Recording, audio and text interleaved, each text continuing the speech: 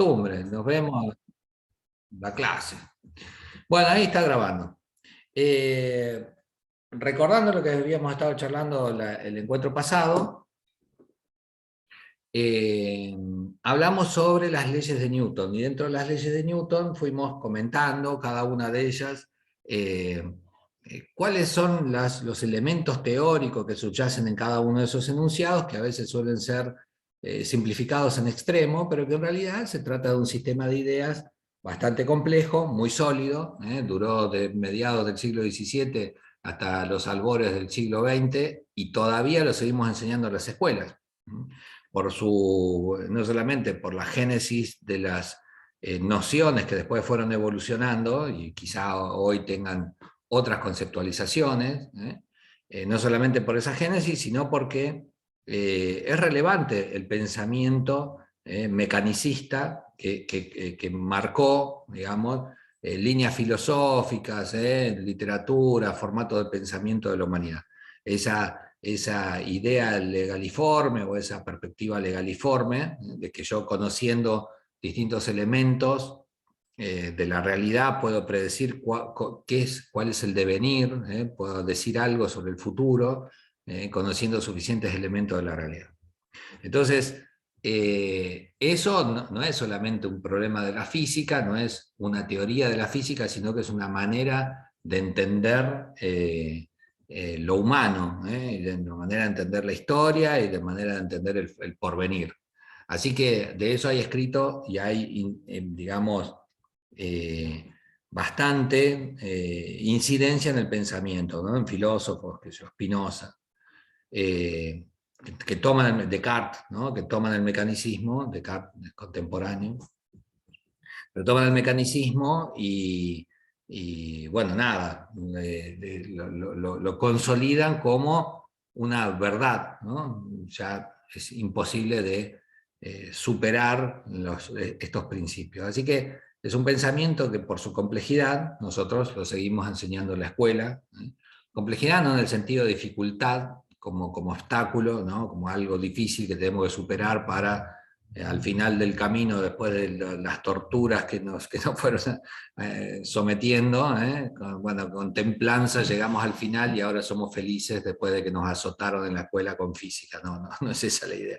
Digo, complejidad en el sentido de las dimensiones que quedan atravesadas dentro de la mecánica, que no solamente tienen que ver con elementos de la física pura y dura, cómo explicar cómo se mueve un movimiento, sino que es un sistema de pensamiento complejo que involucra lo terrestre y lo celeste y todos los fenómenos que te imagines dentro de esta mecánica.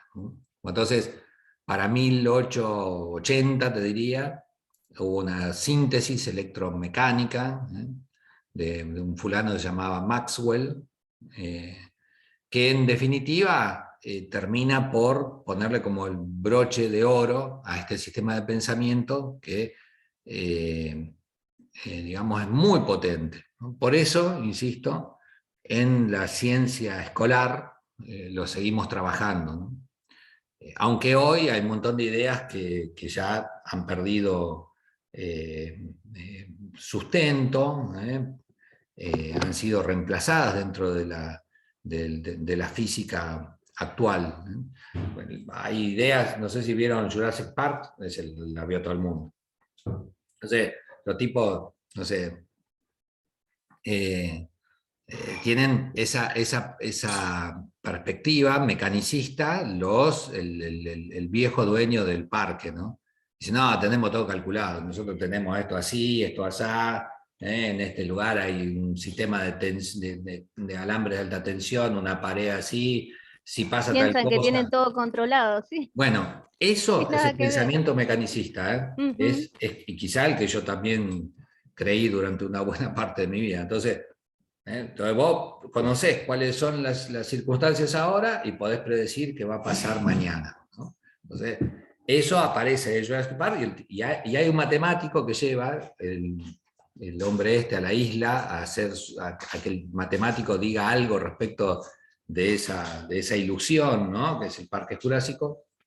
Y el matemático siempre, nada, esto no va a andar, ¿viste? No, no sé si se acuerdan, Mala Onda, un muchacho, no me acuerdo el nombre del actor.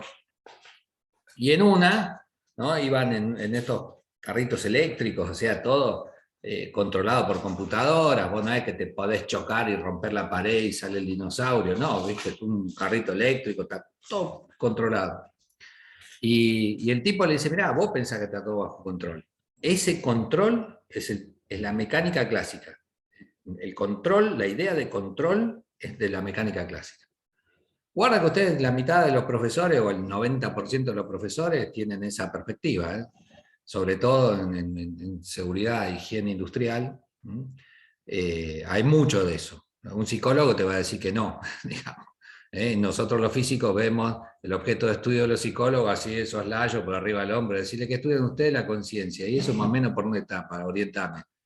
Y no, bueno, qué sé yo. Claro, ¿por dónde lo encontramos? Claro, entonces nosotros tenemos una mirada, digamos, de soslayo del objeto de estudio de la psicología. Y los psicólogos miran al físico clásico, digamos, lo miran y le dicen, ¿seguridad de qué? No sabe qué va a hacer dentro de 2 horas, me venía a hablar de la seguridad, de que podés predecir qué va a pasar. Bueno, entonces, por eso te digo que no es un tema ligero, es un tema con discusión teórica profunda.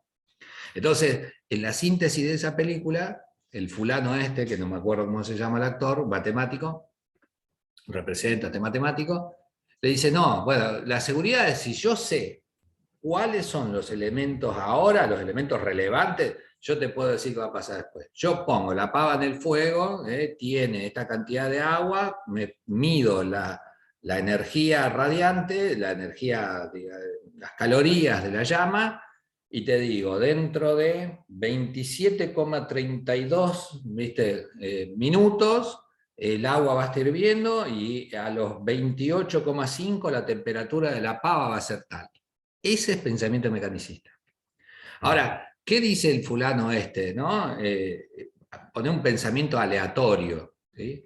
Dice, establece una mecánica estadística, sería desde el punto de vista de la física. ¿no? Una mecánica de probabilidades. Puede que pase esto o puede que no pase eso. ¿Viste? Vos decís, no, bueno. Entonces el tipo en la película agarra y deja caer una gota de agua en el nudillo. ¿Viste? No sé si se acuerda de esa etapa, y le dice, deja caer una gota de agua en el nudillo, ping, y la gota cae para ponerle para este lado, ¿no? Dice, bueno, la misma altura, misma cosa, le dice, ¿para dónde ve la gota ahora? Y para allá, ¿viste? La suelta, ping, cae para el otro lado. Dice, bueno, no, es así. Vos no podés predecir el futuro, ¿no? Hay cuestiones que son aleatorias. Y dentro es esa idea de cosa aleatoria, de cosa, empieza a sentar las bases de otra mecánica, ¿no? Entonces los tipos te dicen, no, no, bueno, pero una mecánica estadística es, si yo tengo mayores cantidades de datos, voy a seguir diciéndote cuál va a ser el futuro. Bueno, no, resulta que cuando vos vas a ver qué pasa con los átomos, listo. No hay nada que puedas predecir de un átomo. Está acá, está allá. El electrón, ¿dónde está? Si lo veo, no sé qué energía tiene, si sé la energía, no sé en qué posición. Hay una incertidumbre intrínseca a los fenómenos físicos, ¿no? Entonces, esa mirada es del siglo XX. Hasta los albores del siglo XX, el mecanicismo gobernaba cualquier pensamiento académico, y el pensamiento de nosotros, los mortales que andamos por el mundo, sin tanta preocupación por las cuestiones filosóficas, físicas profundas, andamos por el mundo súper bien, digamos. Somos felices así, ¿entendés? No tenemos que tener el control de tanta cosa. Bueno, principio del siglo XX, los tipos te dicen no, y aparecen varios elementos. Entonces, aparecen así como muy rápidamente, entre en 1905, 1930, 1932, distintos modelos de la física. 1932, mi vieja nació ese año. Entonces, quiero decirte, no es, viste, Aristóteles, qué sé yo, la Grecia, no sé qué, es Einstein en la Universidad de La Plata. Einstein escribiendo en el diario La Prensa en Argentina. Estuvo escribiendo no sé cuántos meses, años estuvo escribiendo. columnas de ciencia. Albert Einstein, ¿cómo se dice? El abuelito bueno, que fue uno de los promotores del enclave de Israel en Palestina, ¿no? O sea, un tipo de decir, che, vamos a ocupar, no sé, el Congo ahora porque necesitamos tener uranio y este es el lugar, vamos a hacer una operación encubierta, bueno, Einstein. Por ahí lo tengo el libro de Einstein en algún lado. Las cartas con Roosevelt y qué sé yo, cartas que no inventé. Entonces, hay mucho de la historia que a nosotros nos la deja pasar así, pero el abuelo Einstein en 1905 presenta 3 trabajos enormes, de los cuales nosotros conocemos uno que es la relatividad. La relatividad es, digamos, uno de los trabajos muy importantes que presentó. No tuvo el premio Nobel por ese, tuvo un premio Nobel por otro que se llama la explicación del efecto fotoeléctrico. Bueno, pero instala la idea de relatividad. Y con esa idea de relatividad cambia la perspectiva del cosmos. Otra cosa, nada que ver, antes y después de esta idea de Einstein. Y le dura poco, porque en ese primer periodo del siglo XX hay otros físicos muy sagaces, no sé cómo decirte, con una gran inteligencia y atrevidos y qué sé yo, y pasan nada, ¿viste? 20 años después y los tipos eran contemporáneos, ¿eh? O sea, Einstein decía, no, Dios no juega a los dados, ¿no? Una cosa por el estilo, una expresión que ya habrán escuchado por ahí en discusiones con Bohr, Planck, ¿no? Tipos que también habrán escuchado por ahí. Y el otro le decía, no, loco, no, acá no hay ninguna certeza de esto, ¿no? La materia tiene este comportamiento, es un conjunto de ecuaciones ininteligibles, ecuaciones probabilísticas de ondas, y la materia se comporta así. O sea, ahí hay una ruptura del pensamiento mecanicista hasta principios del siglo XX. En 1900 aparece un trabajo de Max Planck que plantea que la energía no puede ser continua como se venía diciendo hasta ahí, sino que la energía es como monedas, no sé cómo decir. Hay monedas de 1 mango, hay monedas de 2 mangos, hay monedas de 5 mangos, así, hay monedas.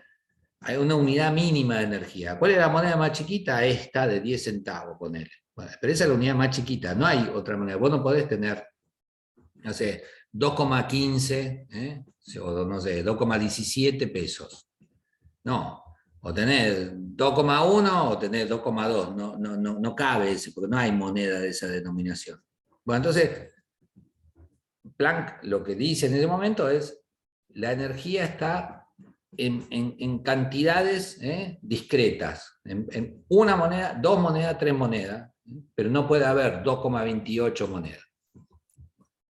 Mientras que en la teoría anterior, en esta que nosotros estamos analizando, sí, era posible que haya un continuo. Entonces, ahí muere, o es golpeada en la mandíbula, no muere, pero cae malherida.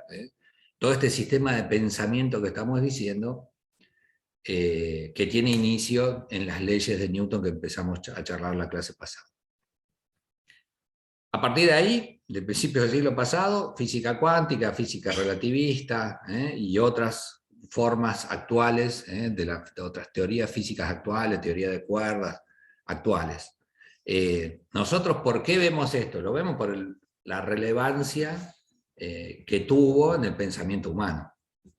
No es que estamos descubriendo la física, que ya sabemos cuáles son los límites, sabemos toda la historieta esa. No, saben los científicos, ¿no? Nosotros leemos y de alguna manera construimos modelos para entender los modelos de la ciencia erudita, ¿no? Y casualmente la ciencia erudita trabaja sobre esos modelos y que tanto ajustan a la realidad. Ese es el laburo de la ciencia erudita. Entonces, construyen unos modelos teóricos, se fijan qué tanto explican la realidad, si le va bien, ok, escriben paper, hacen congresos, revistas especializadas, aparecen en Nature, todo bárbaro. Hasta que algún croto dice, che, boludo, a mí me parece que así no es, Yo miro y mira, se me ocurre que de esta forma se explica mejor. ¿Cambió la realidad? No, la realidad es la misma de siempre. El sol, la luna, la tierra, qué sé yo, siempre lo vimos así. No pasa nada. Ahora, a uno lo explicaban con una tortuga, elefante, la tierra y barcos que se caían en el horizonte. Y nosotros lo explicamos diciendo, no, hay una esfera, todo va para adentro porque hay una fuerza que lo tira para adentro, qué sé yo, la gravedad. Y Einstein dice, no, en realidad la presencia de una masa curva el espacio-tiempo, entonces los objetos siguen según esa curva, qué sé yo. Entonces son modelos explicativos, la realidad es siempre la misma. Ahora, la ciencia erudita se fija, sus modelos, dice, no, yo te la explico, loco. Un objeto tiene masa, entonces tiene gravedad. Y te lo explica así. Bueno, cuando su modelo explicativo falla, aparece otro croto, u otro le puso una zancadilla, le dijo, no, no, mirá, esto es así, y plantea una cosa distinta. Entonces, la ciencia erudita no trabaja sobre la realidad. Sobre la realidad trabajamos nosotros, los cristianos, los crotos que andamos por el mundo y decimos, bueno, voy a calentar una taza de café, bueno, y te hace una taza de café. Nosotros operamos sobre la realidad. La ciencia erudita opera sobre los modelos que dicen algo sobre la realidad. Y la ciencia escolar, la que nosotros hacemos, es una interpretación, ¿no?, de esos modelos que nos ayudan a pensar cómo se fue construyendo ese recorrido intelectual de la humanidad. Entonces, por eso es relevante que nosotros estemos charlando hoy del amigo Newton, muerto en 1700 y no sé cuánto. Murió de 90 y pico de años el viejo, ese carca ese. Bueno, che, esto estaba quedando grabado, ¿eh? Tenemos algunos problemas con la embajada, ¿cómo se dice?, británica. Bueno, que sí. Eso, nada. Digo, es relevante para la ciencia escolar porque nosotros vamos tratando de entender cómo fue evolucionando el pensamiento humano, ¿no? Cómo se fue construyendo y reconstruyendo la cultura y sus formas de entender el medio físico, digamos, el medio material. Por eso estamos sobre esta onda. Ahora, cuando vamos sobre esa onda, tiene una clave. Cuando vos decís, bueno, yo voy a estudiar, no sé, física clásica, estas tres leyes, ¿no? Hablamos una, ¿se acuerdan? Choreada para la embajada británica, como las Islas Malvinas, choreada en ese caso a Galileo, ¿no? La idea de inercia. Mejor armada, la verdad es que Newton le da una vuelta a eso profunda, un tipo de gran pensamiento. La idea de masa, dijimos la masa como una medida de la inercia, ¿no?, como una propiedad del cuerpo, ¿no?, que tanto resiste al cambio de movimiento. Eso. Y después hablamos de una fuerza, de una ley de interacción entre los objetos. Bueno, entonces, esas son las bases, pero ahora tienen una clave para entender esas bases. Además son bases, les cuento, más ayornadas. Newton ni hablaba ni de fuerza ni de energía, hablaba más vale de cantidad de movimiento, ¿no?, de lo que se conserva, de ímpetu, ¿no?, hablaba de cosas por el estilo.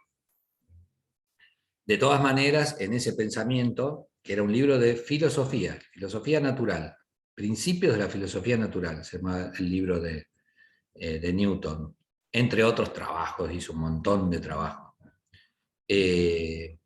Una vida muy, muy productiva.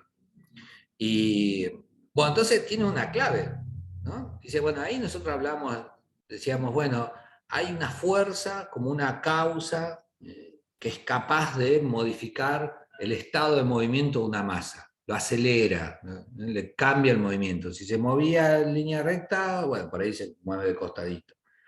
Puede que aumente la velocidad, que disminuya. Bueno, hay una fuerza, y dijimos, la fuerza, masa por aceleración, qué sé yo. Establecimos esa relación entre estos elementos. Ahora, ahí está entrando Patricio.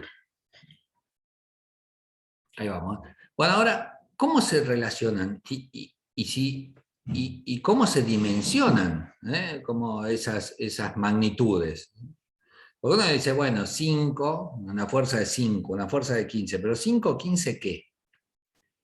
Es lo mismo cuando yo digo masa que cuando digo peso. Y ahí aparecen algunas cosas que serían el objeto que vamos a empezar a charlar hoy, y en mi delirio tremens, me fui a comentarles. Habría que... iba a trabajar en la tablet, pero me parece que es más productivo si... A ver, si trabajamos en un documento Word directamente. Así que vamos a hacer eso. Les voy a compartir. Hola, Patricio, ¿no? Sí. Hola, profe. Perdón que no te saludé cuando llegaba. Bueno, y agarro el lápiz para escribir en la pantalla cualquiera. Mal la cabecita, querida. Bueno, entonces, iba a agarrar ¿cómo se dice? La tablet para hacer un dibujito, ¿no? Dibujito que acá no sé hacer.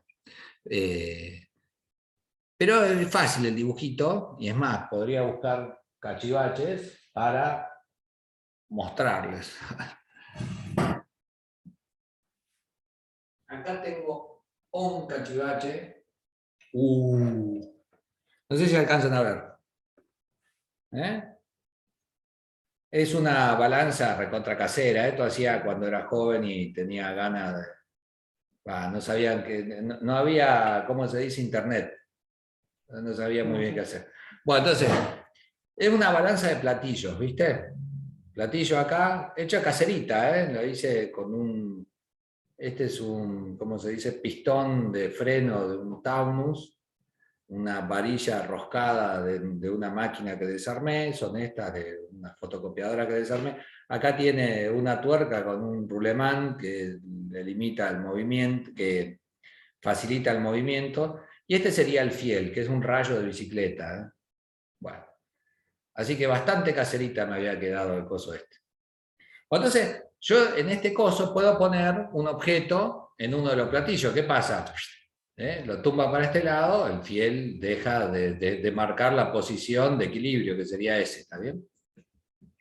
La balanza de la justicia es. La balanza de la justicia, querida. No hay justicia en este país, yo voy a hacer la propia. Bueno, nunca hagan eso, de la justicia por mano propia. Esta es la balanza de mano propia. Bueno, entonces, tiene ese propósito escolar. Igual, cuando esto estaba aceitadito y todo, pesaba de 1 gramo este coso. Por ser hecho en el galpón andaba bastante bien. Y usaba, bueno, ahí tengo otro cosito. Ese cosito que está ahí era de los rollos de fotos de antes. Este cosito, ¿viste? Y adentro no hace ruidito, pero está lleno de tornillos. Eran tornillos de una máquina que había desarmado, de la misma máquina donde saqué estas partes. Y pesan 1 gramo esos tornillos. Entonces, vos ponés de este lado tiqui tiqui, y después había pesado las monedas. Las monedas tienen un peso establecido, no pesan cualquier cosa, ¿viste? Pesan 1,1 gramo, una cosa por el estilo, ¿viste? Las monedas. Depende qué moneda, pero tiene un peso establecido. Vos te fijás en una tabla y dice cuánto pesa. Entonces, entre las monedas y los tornillitos, eso pesaba gramitos, ¿viste? Y para la escuela, que no teníamos nada, íbamos como piña con esta cosa. Ahora, esta cosa, dice, ¿pesa los objetos o compara las masas de los objetos?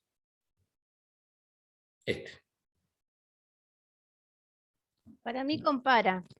Compara las Es masas. que ponemos de un lado y del otro. Exactamente. Entonces, yo pongo de este lado 2 tornillitos, pongo de este lado 2 tornillitos y el fiel queda en el punto medio. ¿Está bien? Compara los 2 tornillitos de acá con los 2 tornillitos de este otro lado. Si pongo 3 tornillitos de acá, se va de costado. Bueno, yo agarro este Pusify y me voy arriba de un ascensor. El ascensor sube, baja, qué sé yo. Cuando el ascensor sube, baja, hace alguna pirueta, y yo tengo 2 tornillitos de cada lado, en algún momento la balanza marca así o allá, ¿va a cambiar la posición? Esto apoyado en el piso del ascensor, qué sé yo. ¿Va a marcar cosas distintas? No, a no ser que se caiga por el movimiento del Tal ascensor, cual. pero va a seguir. Exactamente, pero como tiene una gran base, que es este fierrote, no se va a caer. Lo dejo en el piso allí y bueno, todos estos fierrotes lo van a mantener en su posición. ¿Está? Entonces, compara las masas. Y la masa es una propiedad del cuerpo, intrínseca, interna del cuerpo. Le pertenece al cuerpo. Entonces, si yo pongo acá una cosa así, qué sé yo, una de esas pesas de bronce, de 1 kilo, y de este lado le pongo una pesa de bronce de 1 kilo, en ambos lados, en ambos platillos, no importa cuál es la condición externa, digamos, mientras vos no estés metiéndole el dedo, ¿no? Le metés el gancho de un lado, vieja, esa no. La onda es, si vos lo ponés arriba del ascensor, si está arriba de, qué sé yo, del avión volando para allá, siempre te va a dar el mismo valor, siempre te va a marcar el fiel, que lo que está en ambos lados es lo mismo. Entonces, esta balanza en realidad compara las masas de un lado y del otro. Mira, esto era de un techo de aluminio que le di así de golpecito con la masa hasta que le di la forma. Y como tiene, para compensarlo, le pegué acá abajo una arandela, ¿verdad? Ahí se nota. Visto de arriba queda re bonito, querido, pero así es un cachivache. Bueno, este objeto, entonces, compara las masas. Vuelta a su lugar. Midiendo lo mismo. Hace experiencia. Ahí va a quedar. Bueno, ahora, agarro este objeto, que tiene un montón de tornillitos adentro, te decía, lo pongo arriba de una balanza. Tengo balanza por allá en la cocina, pero no voy a ir hasta allá a buscar eso para que se lo imaginen.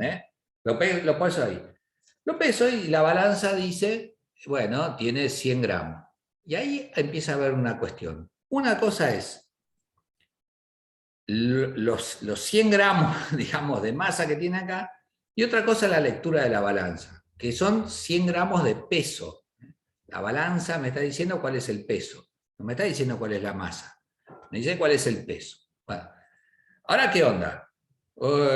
Dice que se nos va a cortar luz y nos queda 10 minutos. Bueno, mira, cuando yo bajo la mano bruscamente, cuando yo bajo la mano bruscamente, el objeto tiende a alejarse de la balanza. Si la mano fuese la balanza, y yo tengo hasta así, y lo bajo de golpe, bueno, hay como una inercia del objeto que tiende a quedarse en su posición mientras vos estás bajando la balanza. ¿Se entiende eso? Si imaginate que lo haces así, ¡tuc!, a la chapa, te queda como medio en el aire y después empieza a caer. Bueno, esa tendencia a quedarse en la posición hace que, por supuesto, la lectura de la balanza, cuando yo bajo la mano rápidamente, va a ser mayor, menor o igual. No sé si es evidente.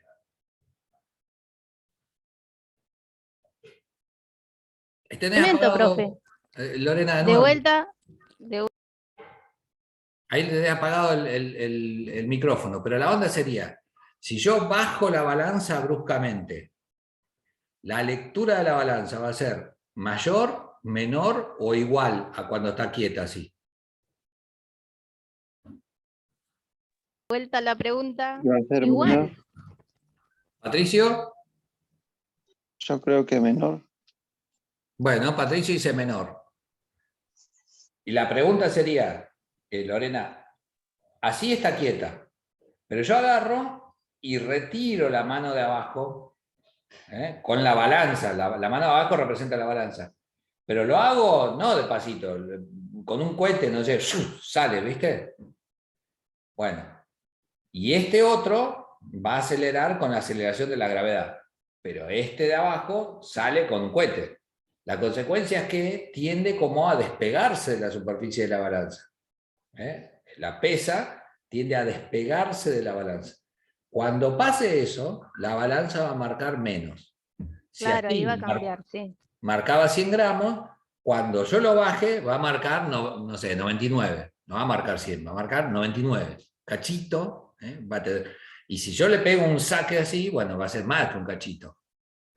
Va a marcar mucho menos. Entonces, ahora, ¿El cuerpo varió? No, la masa del cuerpo siempre fue la misma. Entonces, ¿qué pasó con esa balanza? Bueno, la balanza mide un valor que es el peso, que depende de las condiciones externas. No sé para qué tengo mostrándote ese coso, yo ni me veo. Ahí. En esta condición, cuando vos lo bajás, eventualmente lo que marque la balanza, acá decía 100 gramos, bueno, cuando yo lo bajo no marca 100, marca 98, qué sé yo, marca menos. ¿Está? Entonces, ahí ya tenés una cuestión. Dice, bueno, pero la balanza marca el peso. Si el cuerpo no cambió, ¿por qué cambió la lectura de la balanza? Entonces te está dando la sospecha de que el peso del cuerpo depende de condiciones externas al cuerpo. En cambio, la masa del cuerpo depende del cuerpo. La masa es una propiedad del cuerpo y el peso es algo que depende de la condición externa. Si yo en la superficie de la Tierra hago esta manganeta, pesa menos. Y al revés. Si empujo la balanza para arriba, imagínate con un cohete que empuja la balanza para arriba, marca más la balanza. ¿Se entiende cómo es? ¿Está? Sí, profe, se entendió. Sí. Laura, ¿cómo Se estás? entendió, Estás re cansada, Laura. Estás profe. haciendo un enorme esfuerzo por estar hoy con nosotros. Gracias. Sí, entendí. Perfecto. Bueno, entonces, ahí ya hay una gran distinción, y eso lo voy a escribir porque después nos va a quedar cualquiera, ¿eh? Ah, pero te tengo que compartir antes de escribir esto. Compartir pantalla. Esto, un documento en Word. Dice así entonces, acordate, la masa, no escribe nada, la masa es una propiedad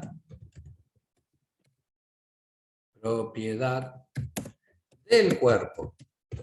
La propiedad del cuerpo, interna, que está asociada, eso no lo voy a decir porque ya lo habíamos dicho, a la inercia del cuerpo. La masa es una medida de la inercia del cuerpo. Bueno, pero el peso es un atributo del cuerpo que depende de las condiciones externas. Entonces, tanto puede depender de la condición externa, que digo, bueno, ¿qué pasa si el cuerpo yo lo elevo no sé, en una nave espacial, ¿sí? Lo subo en una nave espacial a 40 kilómetros arriba nuestro? Nada, 40 kilómetros, de acá a la capital. Pero en vez de ir de acá a la capital, lo subimos para arriba, 40 kilómetros. ¿Cuánto pesa el cuerpo cuando lo apoya ahí en su balanza? Bueno, yo peso cerca de 100 kilos. Ahí arriba, por ahí peso 10 kilos. ¿Entendés? Si es que llego a apoyar la balanza. Es decir, por ahí en 60 kilómetros ya casi ni gravedad hay, no sé cómo decirte. Te subí 300 kilómetros y está flotando. Es decir, bueno, parate arriba de la balanza. Parate implica que hay un abajo y un arriba. ¿Entendés? Vos te pones de pie sobre la superficie de la Tierra. Ahí hay un abajo, entonces por eso te pones de pie. Bueno, allá, a 300 kilómetros para arriba, que es nada, es menos que de acá a la costa, o sea, quiero decirte, las distancias es nada, bueno, nada, quedás flotando así, parate, estoy parado, si no hay arriba ni abajo. ¿Entendés? ¿Cuánto pesa la balanza? 0. ¿Cuál es tu peso ahí arriba? 0. ¿Cuál es tu masa? 100 kilos. ¿Entendés? Entonces, la onda es que el peso depende de las condiciones externas. Y la masa es un atributo del cuerpo. Ahora, el problema es un problema de cómo pronunciamos las palabras. Entonces, ¿en qué se mide la masa del cuerpo? En kilogramos. ¿En qué se mide el peso del cuerpo? En kilogramos. Bueno, nada, ahí tenemos un quilombo con las unidades, pues son cosas que nada que ver, ya ves, que son conceptos distintos, el peso que la masa. Nada que ver.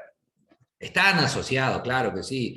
Uno dice, acordate que había puesto, la fuerza es igual a la masa por la aceleración. Y dijimos, bueno, si yo aplico una fuerza sobre una masa, esta genera una aceleración. Y al revés, si el cuerpo está acelerando, es porque hay alguna fuerza actuando.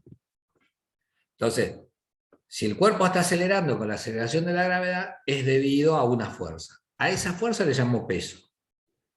Y el peso, en definitiva, sería la causa que a una masa le produce la aceleración de la gravedad. O sea, que hay una relación entre peso y masa. ¿Sí? Pero esa mediación, esa relación está mediada por la gravedad. Depende de la gravedad externa. Si la gravedad externa es cero, digamos, esa gravedad es un factor ajeno al cuerpo. Si es cero, el peso es cero. Si la gravedad externa es 10, que es la gravedad G, es nuestra gravedad más o menos de 10, bueno, la masa y el peso coinciden en números. Entonces, ¿cuál es mi masa? 100. Me subo arriba a la balanza, acá. ¿Cuánto marca? 100. Ok. Coincide numéricamente el número de la masa y el número del peso evaluados bajo el campo gravitatorio terrestre, es el mismo número. Y ahí más problema todavía tenemos. ¿Sí? Lo voy a escribir por ahí. El valor numérico, la medida, el valor numérico del peso y la masa evaluada en la superficie terrestre, solo bajo, eso quiere decir solo bajo la acción de la gravedad. Bueno, ahí me faltaron algunos, ¿cómo se dice? Lo borré.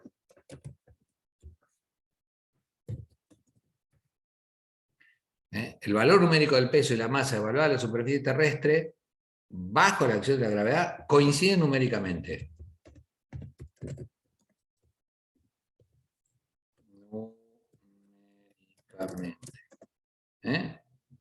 No sé qué puse. ¿Sí? Coinciden numéricamente, expresadas ambas, expresadas en kilogramos. Entonces, ¿cuánto es tu peso? No sé, 70 kilogramos. ¿Cuál es tu masa? 70 kilogramos. Pero son conceptos diferentes, son cosas diferentes. Que lo decimos verbalmente, usamos una palabra. Pero hay una